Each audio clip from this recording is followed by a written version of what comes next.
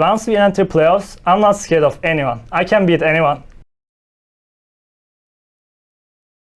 I didn't get to talk to you in the first half of the split. So yeah, you won today. You beat FlyQuest. FlyQuest, you know, everyone was like, "Ah, they're back." But how was the first half of the split for you? 4 and 5, ups and downs. Yeah, I mean this season. Yeah, honestly, like a lot happened before the season started. Like first, Bjergsen retired. Yeah, and then obviously that's bad news, right? He was not an import. Yeah. So like, the stuff like that happened, and then we ended up with a pretty good roster. We went Korean bootcamp, everything was going good, and then visa problems started happening. Yeah.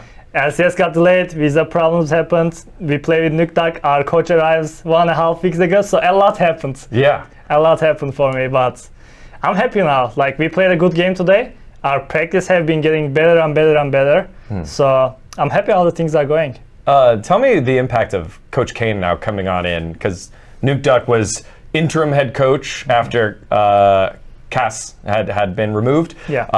And now you've got Coach Cain, who has got experience all over the world. He's very familiar with North America. Tell me the change here. I mean, first of all, like, him being here is good no matter what who he is, because the reviewing from Discord, like not having the whole team here, not having your head coach here is like a big miss. Yeah. So that's first, and second of all, he's like he won multiple championships with Peter. Like, everything he says about the game is very smart. Yeah. And he's like a leader. He's like a head coach, you know. Yeah. So I really enjoy working with him so far.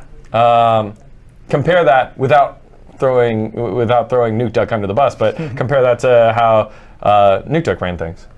I mean, Nukeduck was like more friendly, and he just transitions into a coach. Yeah. So it's hard to become from players from one split to become like a head coach. So I don't think he wanted himself like as well, you know. Yeah. I don't know. Don't quote me on that. Yeah, I'm not. This isn't for drama. This is literally because I got to interview Nukeduck, and he was just direct. He was very direct, and it felt very much like from his position as a mid laner and his 10, 11 years of being a pro, but it just felt very direct. Yeah, I think Nukeduck fits perfectly to the team as an assistant coach, in my opinion, because he doesn't have the experience of a head coach, but he has a really good idea about the game and game knowledge from all the years of playing, and he's really smart about macro. Even last bit, like how we turned the things around was because of him, like how we used his stress and stuff. So I think team is good like this for now. So now that all that stuff has come in, practice is a little bit cleaner, review is obviously more organized. Yeah. How does that help you? How have you gotten better because now all the pieces are here? Quid is here, coach is here, roster's locked. Honestly, last split too, I didn't start the split like too strong, but I feel like the more I get to know my teammates, like the more we build that connection and synergy, like I just get more and more into the zone, and my focus gets higher, and I play better towards the playoff time. Yeah. And I feel like same thing is happening. Slowly I understand how I want to play with my team, how I want to make plans and stuff, and see my role in the team. So the time helps me. Yeah. And I feel better and better. A part of it also is the top laner that you had before, Ssumday coming back again. We love Milan. Again, no shade. I'm not trying to shade anyone. There's just a lot of change in 100 Thieves. So how is now having Ssumday back in, better and maybe different than what it was like with Tenacity? Ssumday, I mean, just talks a lot more in the game because he has all the experience. Like, he played forever. And I mean, when you win a championship with someone, you have to be able to win a championship, I feel like you have to have something special in the team. And once you do that together, you just understand each other. So once he's back in the team, our synergy is already there from week one. I can see it, Yeah. So that is definitely a big advantage. Talk to me about Quid. Well, obviously, you got to scrim with him in Korea, and I was over at the house playing basketball one day, and I saw you had the VOD reviews up of his challengers. It was on the TV, and I was like, oh, I see. I didn't leak it. I knew who it was, but I didn't leak it. I'm a good boy. But tell me what do you expect out of him? I mean, honestly, when I first started playing with him in Korea, obviously we are not scrimming LCS teams, so Yeah. you don't like our scrims are good, but you don't really know how good we are as a team and like how good the individual is. But I can definitely see like he's like skilled. And when he first came here, he was playing very good in scrims, but then obviously 1 week, I think he was like very nervous. The stage games, yeah. I mean, it's normal. Like he didn't even fly in a plane before he landed. He came to America. Like that's crazy. Yeah. So like expecting him to start like very strong was maybe like just too unrealistic anyway. Sure. So I mean, look how he's playing now. Like today against Flyers, I think it was a huge mid gap. Yeah. Like, and he's getting more comfortable with the team. He's getting more comfortable on the stage. I really think he's a good player. He's a great player. Do you get nervous anymore? Nervous? Yeah. I mean, I get excited. I don't really get nervous, no. I think excited becomes nervous if you don't know what's happening. Yeah. Like that is, Yeah. I see it all the time with hosts. They're like super excited, but now they don't know what's coming next. Yeah. It gets Yeah. nervous like that. Yeah. But when was the last time you were nervous? When was the last time I was nervous? I mean, maybe I was nervous start of the split because, I mean, when you're losing and then the scenarios come that you don't practice, Sure. obviously that's stressful, nervous, you don't know, you feel lost, basically. So, I mean, that might have happened, but I was never like shaking or anything for a long time now. Yeah. Who, obviously Soren leaving was pretty big, Bjergsen leaving. Who's filled some of the, what are some of the things that are missed with Soren, and who has been filling those things? First of all, Soren is like a great personality, you know, like he's like a role model. He doesn't do anything else than League of Legends. He has a really good work ethic. Yeah. I mean, you know, when I first started playing this game, I was a fan of him and Peter, you know? Yeah. So like, it was special to play with them. Yeah. It sucks that we didn't really accomplish anything and we kind of didn't play after a split, but he will always be really good teammate in my head. Yeah. So, I mean, in-game wise, I think he really knows how to play. Out of the game, he's like a leader as well, you know? So I think he doesn't really like show it too aggressively. Like he doesn't really like, okay, I'm the leader of this team, but like time to time when he speaks in the world reviews and stuff, you can feel that like he's pulling the team together. So definitely after he left, I mean, maybe that's why we didn't start too strong as well, because I didn't really know my role in the team. But now I make most of the plans, and team trusts me. So, yeah. So you're filling it. I mean, me and Peter. Okay. Me and Peter. I mean, that's what I expected. Yeah. I'm not like solo. Yeah, I'm the leader of the team. No. I feel like a lot of this interview, it could be me trying to trick you and trap you. Nah. I'm not. But now that I think about it, I was like, man, I'm asking these tough questions. The closer has all these great answers. No, it's okay. You brought up something earlier. You felt like last split, you fell down the ladder a little bit in terms of junglers. Why is that? And where do you think you are now in terms of like power ranking junglers? Okay, so jungle as a role is there to help your lanes, you know?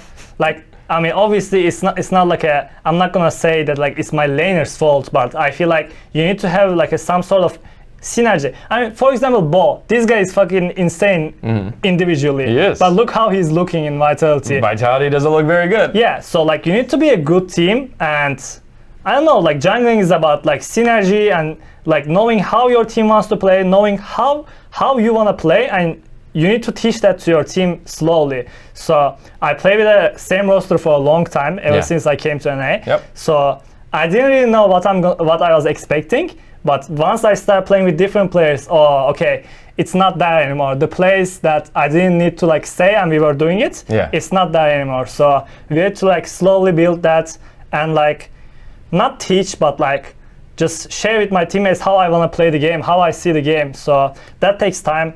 Right now, I don't really want to say like, I don't really care about like power rankings or anything, but once we enter playoffs, I'm not scared of anyone. I can beat anyone. Yeah. So I'm not worried. Awesome. Last question.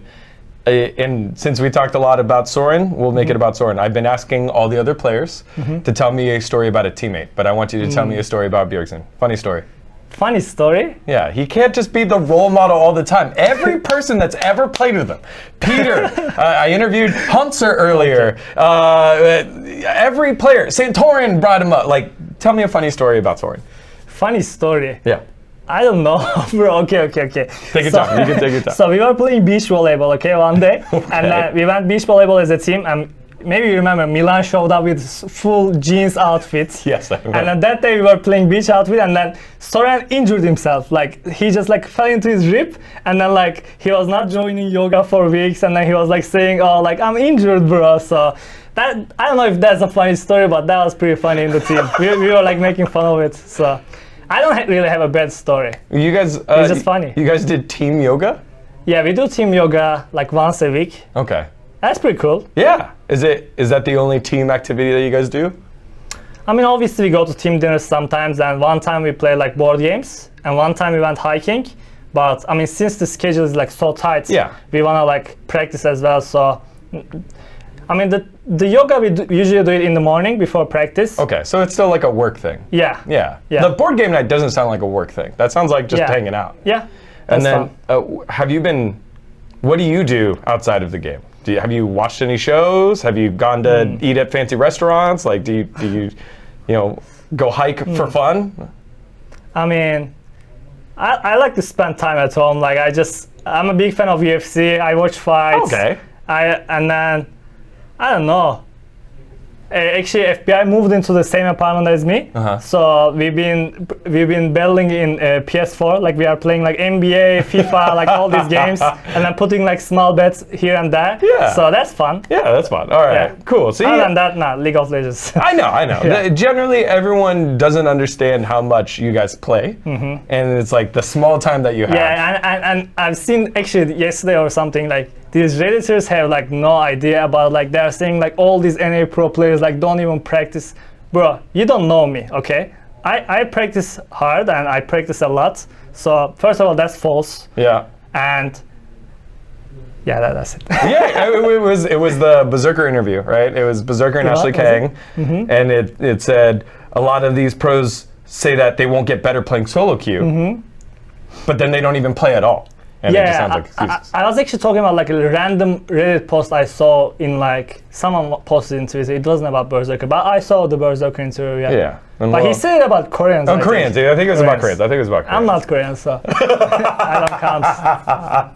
All right, Closer. Thank you very much for your interview, man. Yeah, I appreciate it. Hey guys, thanks for watching this episode of Digon Esports. And you know, it hasn't always been easy getting my thrills since I'm a one-man band doing everything here.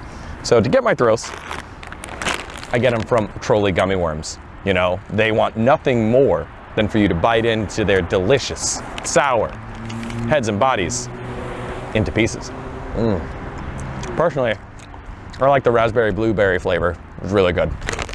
You should go ahead and get your own. Check it out. And get the mind-warping, tongue-twisting sour thrills only at Trolli.com. It was fun. All right, for more, keep it locked here on Dig Esports. Bye. That was good. That was good. Yeah, Great. that was a funny story. All right, am I good or do you need a picture or anything? No.